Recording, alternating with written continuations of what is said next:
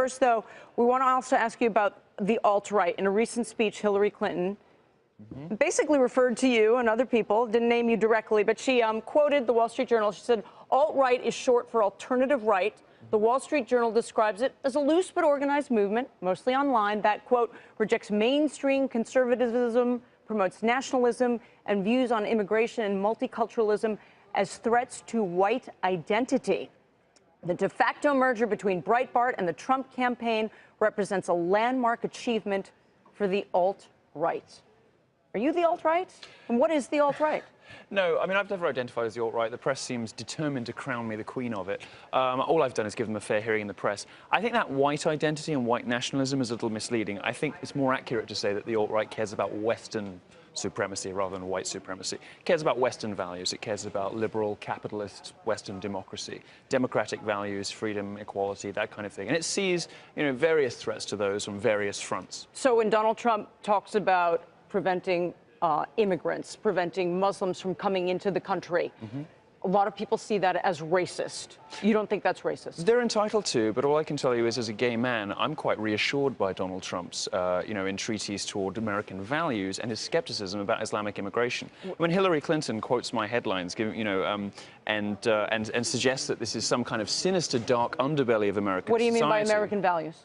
Well, the First and Second Amendment, freedom of speech, free expression, the right to be, do, and say whatever you want. These are the values that have made America the greatest country in the history of human civilization. These are values that are not compatible with some of the Islamic immigration that we see in Europe. And, I guess I'm over here as a warning from Europe saying, please don't go the same way as Germany and the UK. If you are, or if you're not part of the described alt-right, do you, as a gay man, feel comfortable in it, that the people who embrace other elements of what we just described as the alt-right? You know what I'm driving at. Yeah, I understand the question. Do you feel comfortable in it? The press seems determined to label the alt-right this misogynist, hateful, racist, homophobic, anti-Semitic movement, and yet at the same time tries to crown, a gay Jew who never shuts up about his black boyfriends as the leader of it. Something isn't quite right here. Can you concede that the alt-right actually attracts those groups of people?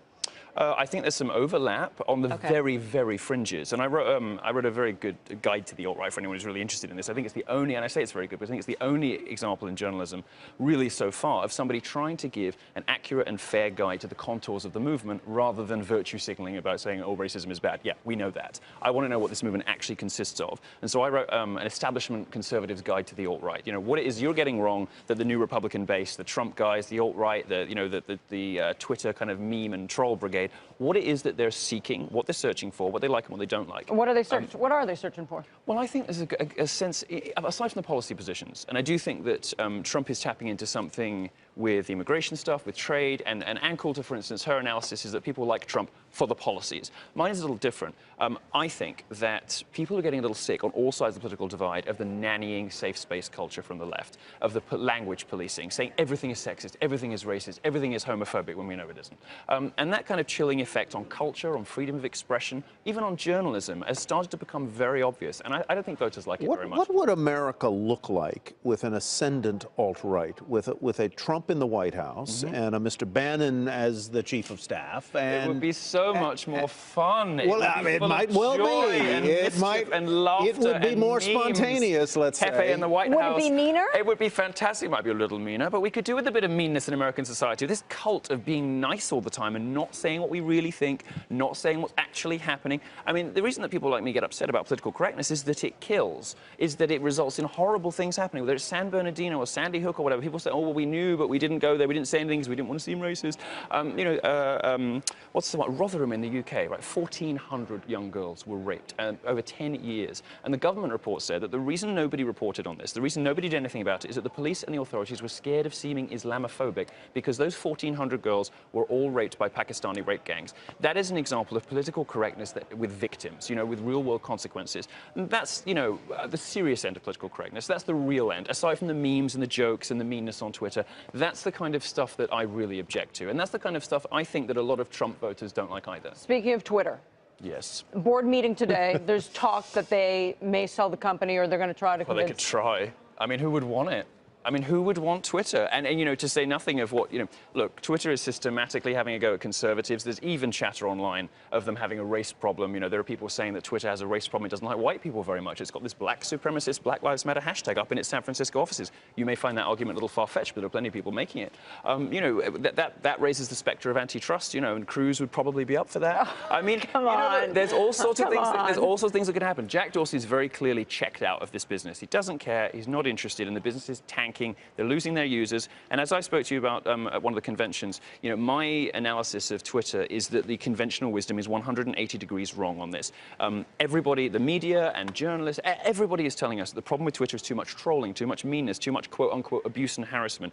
I see the problem as exactly the reverse. When Twitter started cracking down on free speech, the platform started failing. And that is the history of social networks. That rule has never been broken in the history of social networks. Was there a single tweet or a series of tweets that got you banned from Twitter? And in your version of what could be a more fun world, would those tweets have been okay? I guess they would have been. I mean, I told the Wall Street Journal that Leslie Jones, the subject of the new Ghostbusters movie, looked remarkably like one of my ex-boyfriends, which she does. And I said that it was nice that they'd cast a hot black dude in the movie. You know, these are the kind of like, oh, okay, fine, a gay guy's catty, you know, stop the presses. This is not a reason to get somebody off Twitter. They did it for political reasons. They've been waiting for an excuse for a long time. What I actually did was wrote a very long, very good, very brutal and bitchy, but I thought ultimately quite fair review of a very bad feminist movie, and that because it had a What do you think of Colin Kaepernick? Oh God, I'm so bored about hearing about this silly grandstanding. You know, those moments when, you know, you have the national anthem, when everybody comes together despite their political differences, race, gender, you know, politics, whatever.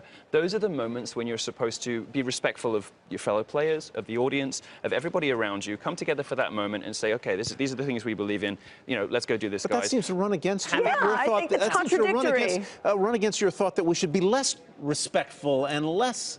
Oh, no, I think we should be hugely respectful of free speech and freedom of prissy expression. in a way, you know. No. Look, I don't want to get too uptight about it, because I don't care about some sportsman, as I started out to say, I don't care about some sportsman. You're bored with him. Having a little, like, tantrum, hissy fit spectacle, OK? What I would like, though, is that when our sportsmen and celebrities do things like this and all eyes are on them afterwards, I would like them to actually say something of substance, like have a real argument, rather than just these lefty talking points. And by the way, the reason sales of his shirt are going up is because people are burning them. But you do support his right to do what he did. Of course, I just think he's an idiot. Hey CNBC fans, thanks for checking out our YouTube channel. Here you're going to find videos packed with all of the information that you need to be smarter about your finances. You can subscribe by clicking right here and click on all the videos around me or the eye right here to watch the latest from CNBC. Thanks for watching.